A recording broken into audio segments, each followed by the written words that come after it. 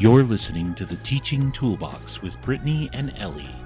Join them as they talk all things middle school.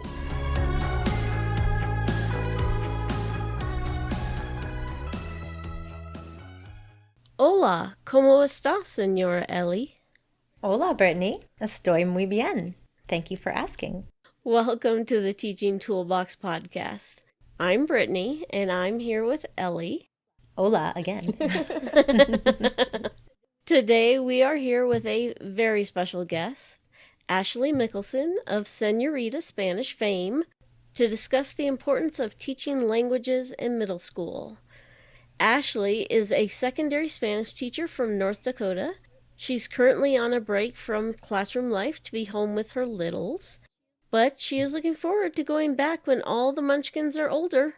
She started out teaching what she calls a sample platter class in 6th and 7th grades, where students got to try out French, German, Latin, and Spanish before teaching Spanish 1, 1B, and 2 to 8th through 12th grades. She blogs and shares resources at señoritaspanish.com. That's SRTA Spanish.com. Hola! You know, that sample platter sounds really cool. I wish we would have had something like that when I was in junior high. It wasn't middle school then, but junior high, because I think we started our languages in 9th grade, which was still junior high, and we just picked one. Yeah, I think it was a really nice way for the students to get a feel for how the languages might happen and what they might like about them before they had to pick like a course of action. I will say that the downside to it is that it is incredibly rare to find a teacher who is fluent in 4 languages in order to teach them, let alone a whole district full of us. So it was very difficult, especially, we're going to talk about some teaching methods in a little bit here, but my French, I describe as confused Spanish. My German was like a week-long summer camp when I was in 3rd grade, and my Latin is, I'm Catholic. So, that was, so there's a little bit of that, but it was a really, really fun class to teach, and I really liked starting my career with that. Well, let's talk about some stats and facts first off. The top 5 languages spoken in the world are Mandarin Chinese, Spanish, English, Hindi, and Bengali. Yet, I know that we were offered to learn Spanish, French, and German in middle school. Are those still the main classes, or what are the hot foreign languages these days? So this is something that's like super dependent on where you are and what your school can sustain, both in hiring and in just numbers for class sizes. So it's not uncommon to also see Latin, Mandarin Chinese, Arabic, Italian. Even some native languages are becoming included in offerings, which is really cool to see. My parents made me take Latin in high school. It wasn't offered at middle school, and that's when we started foreign languages. And I was doing very well in Spanish. I took Spanish for 3 years and was excelling at it. But then they all of a sudden made me take Latin, and I hated it. I actually dropped out after 1 semester. The only word I remember is agricola, which is farmer. And I got a 3 in character for my bad attitude in Latin, which meant I had to do a study hall, a forced study hall, while all my friends had a off period and got to go outside and hang out and stuff. So I was very angry. Sidetrack. The way those memories come out, man. What is the best way to teach a second or a third language, or does it depend on the language? So there is a little bit of flexibility depending on the language, but the short answer is that we learn language when we receive input that we mostly understand. This is called comprehensible input. So the best way is to deliver comprehensible input to your students, but it's not really that simple, of course. So different factors can affect how much input your student receives. One of those things is like affective filter, kind of like what you're talking about with attitude. If students are tired, if students are hungry, all of that's going to affect that learning, and that happens in language classes as well. But you can also see the type and the source of input affecting how well students acquire the language. So if you're going to kind of reframe that, you can say that not all input is created equally. So just because it's getting language in front of them, it doesn't mean that they're going to absorb it, and that absorption process varies. And I think that's something that most teachers just kind of know, right? Like if you put on a movie in Spanish and students are like snoozing at their desks, they're not getting Spanish, right? Obviously, they're clunked out. I think we all know engagement matters, right? So there is such a thing as optimal comprehensible input, and some of those factors include comprehensibility, obviously, but also how compelling it is. And I think a lot of us frame that as engagement, right? We can see that, as well as repetitive, which feels really weird to say that comprehensible, repetitive, and engaging. You hear engaging and repetitive, and you're like, those are two different things. But really something that you have to think about is you can't just hear something or see something once and get it like magically in your brain, right? If you think about a baby who's learning language, they go through, I mean, most babies go through almost a year, if not more than a year, before they start producing language themselves. And some of that is, right, their mouth developing and growing and that sort of stuff, but their brain needs that time to be hearing the language from those around them before they're able to start outputting. So if you think about, okay, babies go through a long time, many, many hours of input, multiple times. That's that repetitiveness.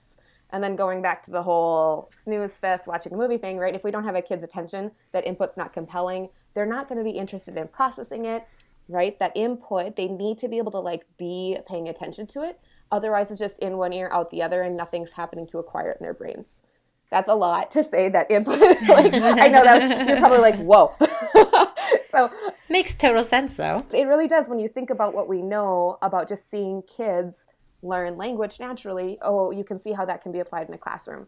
So that's a lot of research to say that input needs to be comprehensible. It can't just be like blah, blah, you know, like the Charlie Brown teacher sound. Blah, blah, blah. Yeah. That is not going to fly. They need it more than once. And if they're not interested, they're not going to get it. And there's some great research on that out there. If you are a like research reader, if that's something that, you know, lights your fire, we'll link some for you. Yeah, we'll put those in the show notes. It's a lot similar to like math or anything like that, where it's spiral. It has to keep coming back up for it to sink in. So exactly. I know you teach Spanish. What are your favorite methods to instruct middle schoolers on the idioma de español? I think I said that right. Language of Spanish? So just something that I want to make sure we're clear on before I dive into this, just because it's really commonly misunderstood, it's that comprehensible input, that stuff that I was talking about, is stuff we want to deliver to our students, but it's not necessarily like a teaching method or a style of teaching. Like so many times you hear people start to think about comprehensible input in their classes, and they're like, okay, I want to get started with comprehensible input. I promise you, you are already giving your students CI. Otherwise, they would not be getting a thing, right?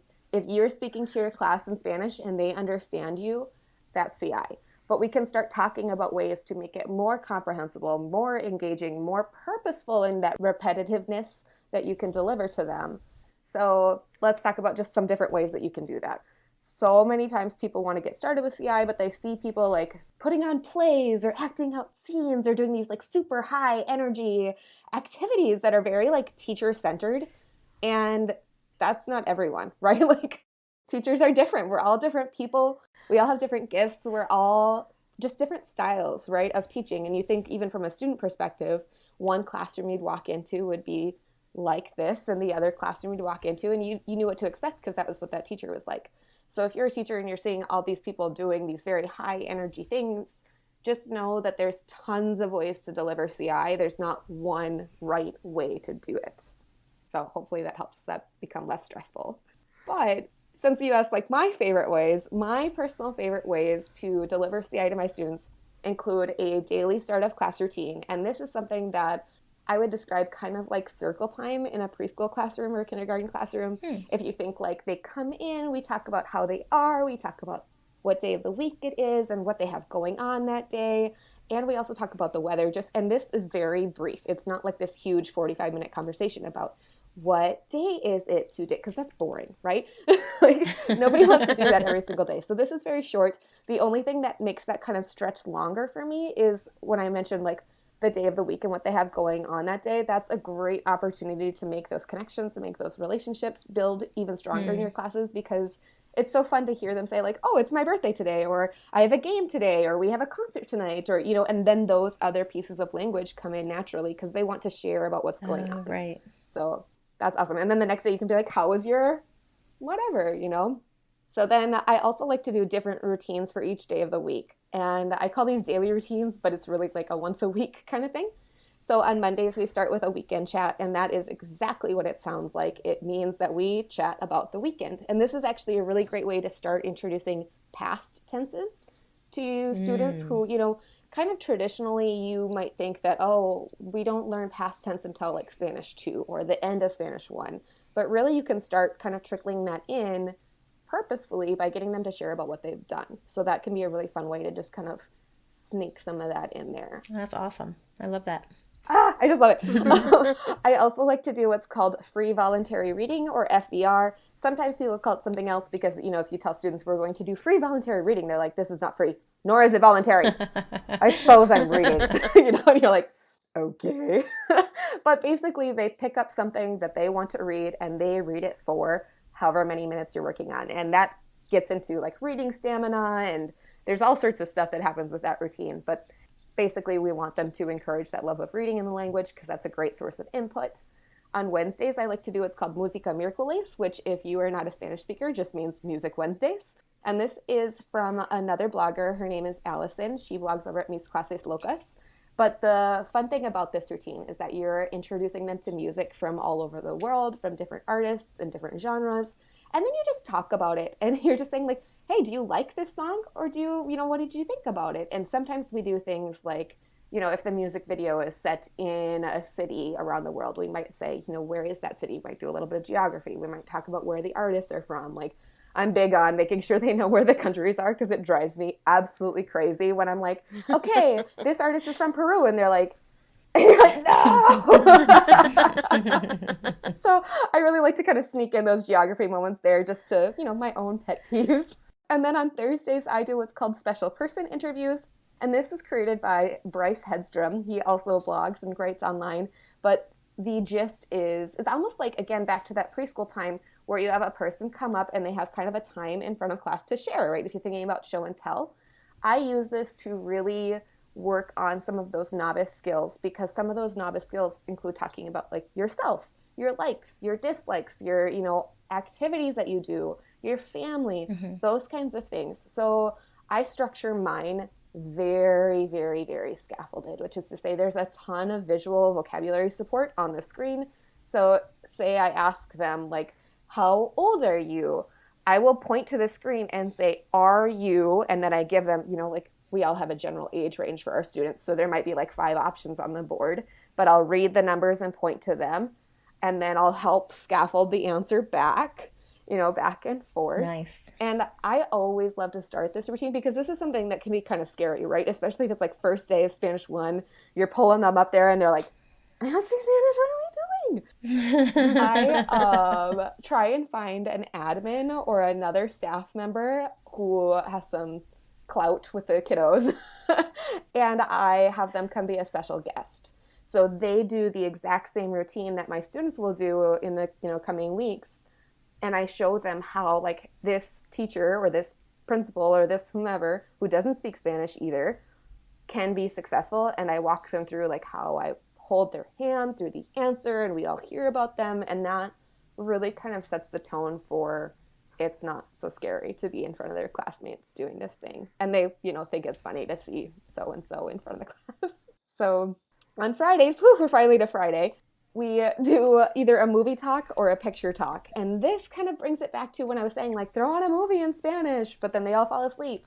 Well, if you think about Spanish 1 students and input needing to be comprehensible, if you just play a movie for them, they're not going to understand it. That's way too high of language for them, right?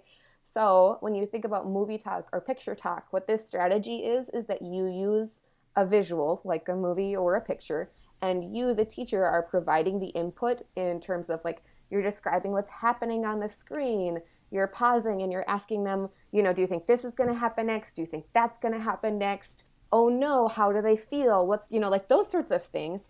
And you're really just using that as the talking point, but not the source of the language. So that way you can make sure that you're, leveling up or leveling down or whatever you want to do. And the nice thing about this is like so many teachers are departments of 1 and they teach, however many preps, like maybe they teach 6, 7, 8, or maybe they teach K through 8. Like, that's an insane prep load, right? Wow. Yeah. Sometimes when you're doing things like this, it's nice to just plan one thing, like pick out one movie and use it all the way across your levels, because you can just tweak that language so easily. Like, oh, do you see red? Do you see blue? Who in the class is wearing red today? You know, like that's, I mean, I don't know, that sounds really simple, but it doesn't have to be crazy. This is all wonderful, though. Like, these ideas are so exciting. I'm like, I want to teach language. It makes so much more sense now, like what my Spanish teacher was trying to accomplish. Yeah. To me, I was, like, why are we doing a movie or why are we doing music? But now being an adult and hearing you talk about it, it makes more sense now what they were trying to accomplish. I had an amazing Spanish teacher when I was in high school. I absolutely loved her. And she started every day with just talking to us. She would just tell us a story. And we would, like, as students, we would kind of play a game like, who can keep Senora talking the longest? And then as I got older and I studied this and I started learning about this, I was like, she's a freaking genius. Oh my gosh. And then I had the honor of working with her. And as I was we started to become coworkers and this relationship changed. And I was talking with her about this. She was like, I don't know what to do with this. Like, this feels a lot. This is overwhelming. This is new. And I was like, you are so good at this. You just live and breathe this in your classes. I don't even want to like touch anything that you do because you are so, so good. Like, she's just such a natural like storyteller. And that's really what, like, right? Language is about communication. And so she would get us involved in her stories and we would share about our whatever we were doing that day, and sometimes class would literally just be us talking. And as we leave, the students would all be like, yeah, high five. We talked for, and I'm sure she was like, yes. Yes. So yeah, it's really great.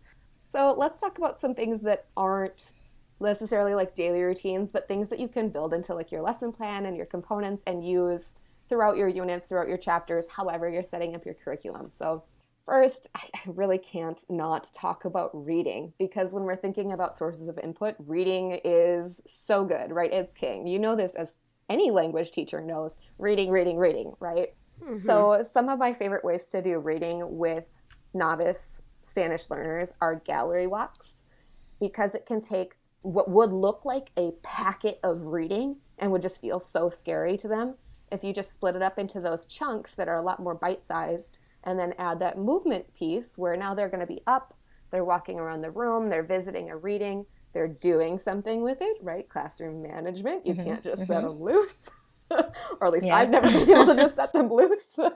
And then, you're pulling it all back together. And before they realize it, wow, they just read 8 pages of Spanish and showed that they understood it, but it didn't feel like that, or however much, it could be 14, 15 pages of Spanish when they're all said and done. Wow. But because we split it up and they moved and they looked, they didn't even realize, right? That was so many paragraphs, but they feel really successful. And that is so key for them to feel like, oh my gosh, I did this.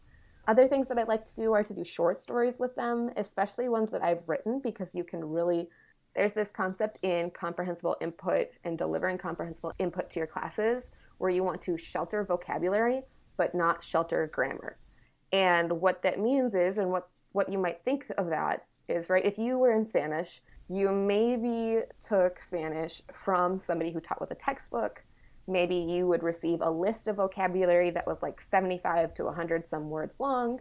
You had to translate them. And then there was like, this is the grammar focus for the topic, right? So if it was like, you got a huge list of activities and like frequency words and whatever, and then you learned how to use gustar and say, I like to do list of activities, how often, right? And if you think about that, that's asking students to just shove all these words into their brains, use them for a little bit, and then poof, they're gone, right? Which we already kind of talked about. That doesn't work all that great. So instead, if we kind of flip the script on that and we work on purposeful structures and high frequency verbs, then they can master saying things like, I like, I go, we go, you go, I have. There are what we call the Super 7. There's also the Sweet 16, but those are just referring to chunks of language where if you have these verbs down, you can basically communicate anything you want. So really, really, really nailing down those in whatever tense you want, right? Because we're using natural language. We want to talk about yesterday, that's fine. You want to talk about, 2 weeks into the future, totally fine. But we're going to try and keep this vocabulary to a really manageable process, because they can always get a little bit more vocabulary here and there. And as they get more skilled, they're going to be able to circumlocute, which is, that's so, so, so important. And if you're not like familiar with that phrase or what that is if you've ever played a game like Taboo or Catchphrase and you can't say the word for the game, those games are so good for circumlocution because you have to talk around the word, right? So if I would say, the other day I saw, like the red cars that go really fast and they're really big and they help fire. The fire helping cars that go woo, woo, woo. Like, do you know what I'm trying to say? Yes, I don't need the word for fire truck, because if you're talking to somebody who knows what that is and knows what that word is, what's going to happen is they're going to go, oh, a fire truck? And you're like, yes, thank you. And then you keep going. But you'd be out because you said help fire. That's true. That's true. But like, you get the idea, right? So helping them kind of like structure and understanding that you don't need 300 vocabulary words per chapter. Let's, bring it down. Okay, so circling back to where we were with short stories, it's like really thinking about how you can shelter the vocabulary so it's not like, oh my gosh, so much. But you can also personalize that vocabulary for your students, right? Because it makes it so much more compelling, so much more engaging when you're talking about things that they are interested in. So like up here in North Dakota, it is not uncommon for me to bring in a story about a hockey player or ice or, skating or whatever, because that's something that lots of people around here live and breathe, hockey. So we would talk about that. When I was in Illinois, I didn't know a single student who played hockey, I'm like, well, okay. But you know what I mean? Just being able to shift those kind of details for who you have in front of you makes it so much more compelling and engaging for them. And then this kind of ties right into that next kind of strategy that I was going to share with you is storytelling and story asking. So in a short story, you might write it ahead of time, print it, and do all sorts of reading activities with them. In storytelling and story asking, this becomes more of, kind of think of like Mad Libs, where you're co-creating the story as a class. And this is where things get really creative, really engaging, super fun, because you might say, okay, class, we have a person who, tell me this person's name, and they'll, throw out a name. Okay, tell me what this person is like. And so now we're describing this person. We all get this character formed in our heads. And then we're like, okay, person is going to, and you can kind of frame the story, but you're just asking for input. And if you have set in those structured chunks of actions that you know that you want to work with, you can kind of give them those fill in the blanks for nouns. Or okay, were they very tall or just a little bit tall? Or were they really short? Or, and you can kind of build those things together. And then, this is probably my favorite part of storytelling, story asking. If you have multiple class periods, you're going to wind up with multiple versions of the same story that is just different enough that if a student picks up a story from the other class period, they're going to be able to get it, right? Because that formula is there. But they're going to have fun reading it because they're going to be like, what did second hour say? What did fifth hour come up with? And then it kind of becomes this who had the best story as a class? They love that. And then those become a great resource for that free voluntary reading time, because that's easy reading they can pull off the shelf and be successful with. And you didn't have to pay $1 billion to build your classroom library. Not that I don't love classroom libraries. It's just, thinking about... Right, but still, yeah. Right, thinking about ways you can reduce, reuse, recycle. Love it. Wow. I can't leave this out when we're talking about favorite strategies, especially when we're thinking about middle school, is movement-based activities. Because, right, as a middle school teacher, they have wiggles, right? So much more than even, for some reason, they hit sophomore in high school and they're still a little wiggly, but it's a lot less than your sixth grader, so I wanted to share some of my favorite, get the wiggles out activities. And I did already mention one, so I'm just going to remind you that this fits into this category too, is gallery walks. So where you split up the readings, they go all over the room, they're walking around reading. That movement is so good for them. I also like to do an activity called running dictation, and I use, you may not be able to see me, but running in heavy air quotes, because middle school. Quick walk dictation, whatever you call it. What they do there is they're working in pairs or in groups of 3. One student goes out to the hallway or to a shared space. They read a short sentence from the wall and they memorize it, or they try their best. And the sentence is in Spanish. So then they're going to come back into the classroom and to their partner, and they're going to say that sentence out loud to their partner, and that partner is going to record it. And sometimes they have to do like a couple of trips where they're like, I forgot the word. And then they run back out and you're like, okay. Or they walk quickly back out. But that one it's just so fun. I always have them switch jobs halfway through, but it's a great way to like get movement, but it's not your whole class moving. If you have a really big class, you know, all sorts of stuff. Along those same lines, one of my all-time favorite activities I call corre en círculos, which if you are not a Spanish speaker, this is called running in circles. But again, heavy air quotes on the running.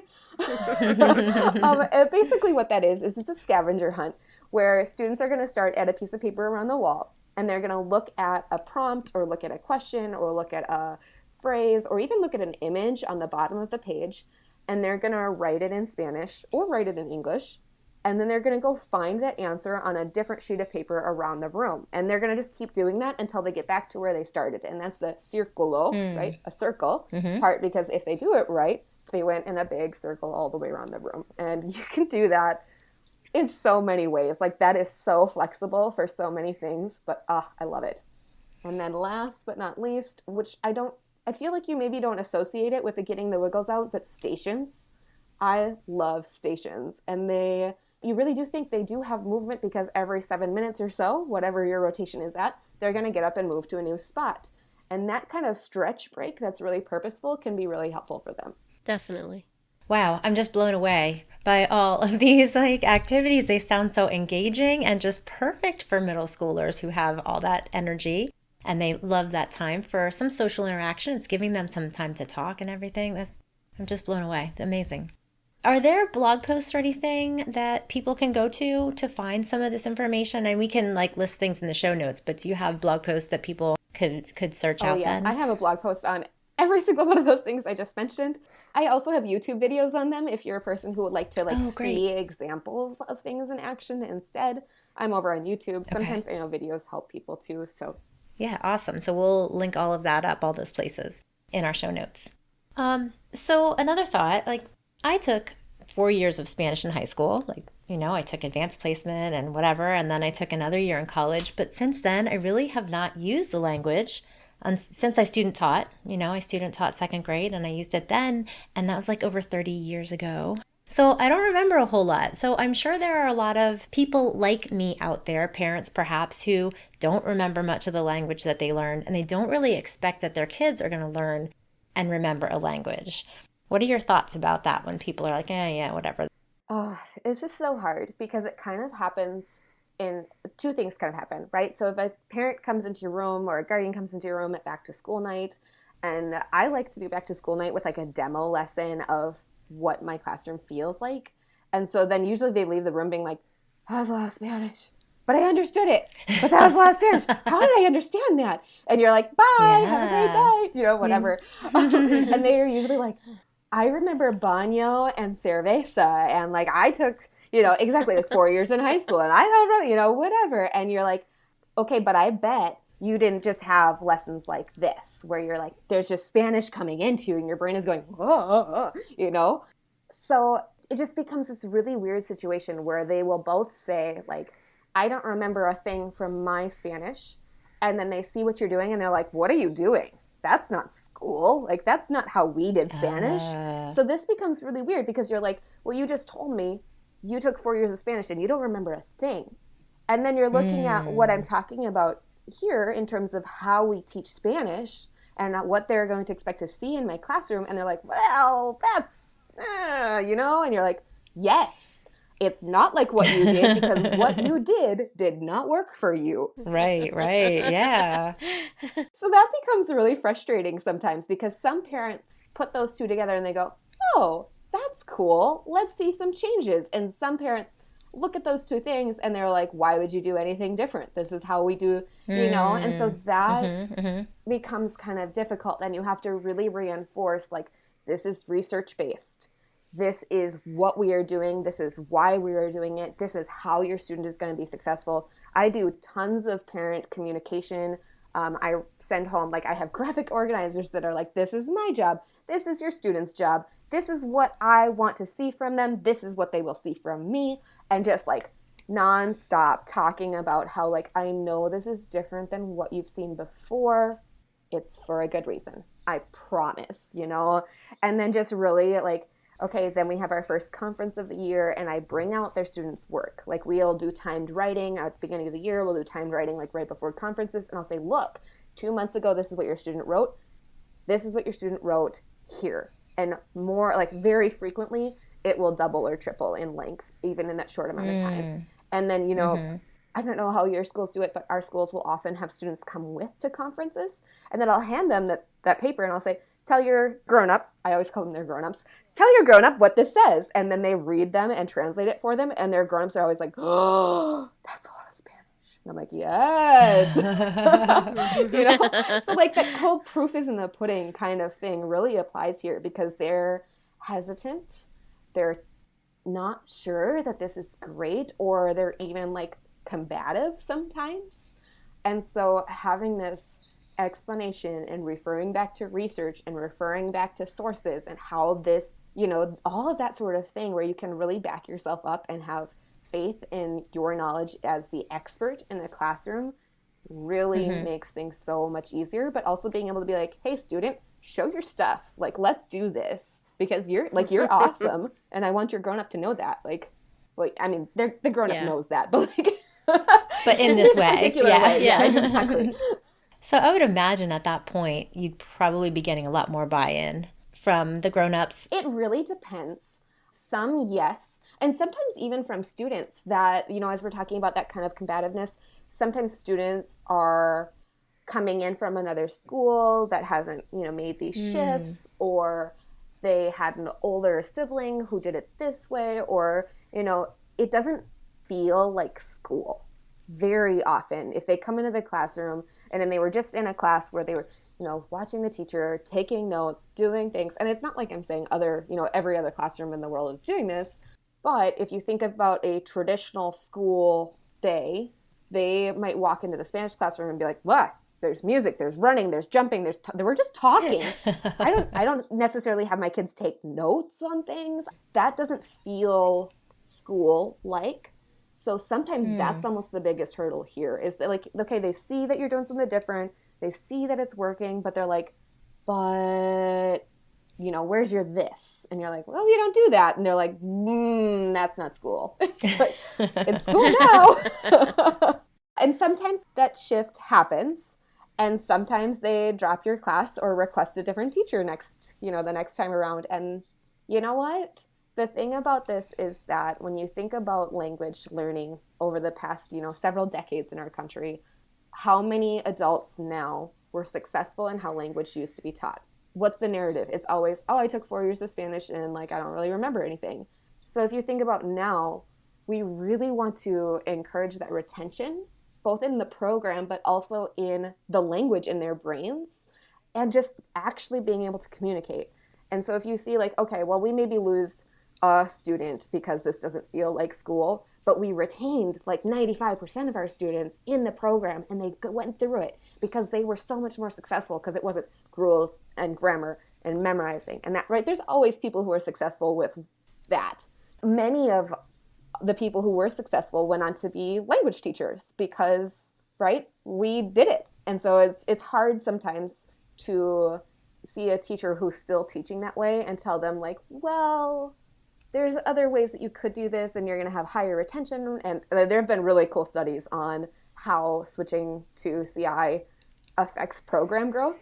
I'm going to get off tangent here, but tangent. But the idea is that somebody might be frustrated that you're not teaching classes where you're, you know, doing grammar, you're doing notes, you're doing a quiz, you're doing a test. That is going to be a much smaller percentage of people who might leave your program, who might stop learning the language, than the people who you lose when you do grammar, vocabulary, heavy testing of the like this sort of strategy instead. That attrition rate is so much higher. right? So if I were going to pick and choose, like I'm okay with saying bye to like one or two students who don't feel like fun is cool in Spanish class for whatever reason. Yeah. That feels like a fair trade. I would like it. I will say those students are pretty few and far between. So is this considered like an immersive program? No, and this wording gets really tricky because there are like certain things that have to be ticked off in boxes to be called an immersion program or not. And I would just say like it is just a focus on using and delivering comprehensible input to your students. And actually, I would argue that it's not an immersive language because English is not used. That was a terrible way to say that. So one of the things, as we're talking about research, is our goal in the language classroom is to spend 90% of your time in the target language, which some people hear that and they're like, that's a lot. And you're like, but that leaves 10% for that English clarification or that L1 clarification or, whatever scaffolding support you need. And that tool can be used so purposefully to make sure the input is comprehensible. Sometimes you feel like, okay, I'm trying to get them to understand Spanish. I'm like miming, I'm playing charades with them, and they're just not getting it. Stop spending 25 minutes acting out this word. Write the word in English on the board, say it in English, say the word again, move on, Yeah. So I would say immersion is a different style of teaching. Like they might, be focusing on comprehensible input because we know that that's so good. But in a traditional setting of second language teaching, I think it's a little bit different there when you know that you have that English as a strategy and a tool to pull out and say, okay, are we all on the same page? Yeah? All right, here we go again. That kind of thing. Okay. Thank you.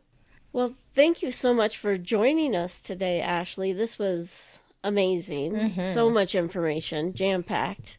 You gave us so many awesome ideas for teaching languages.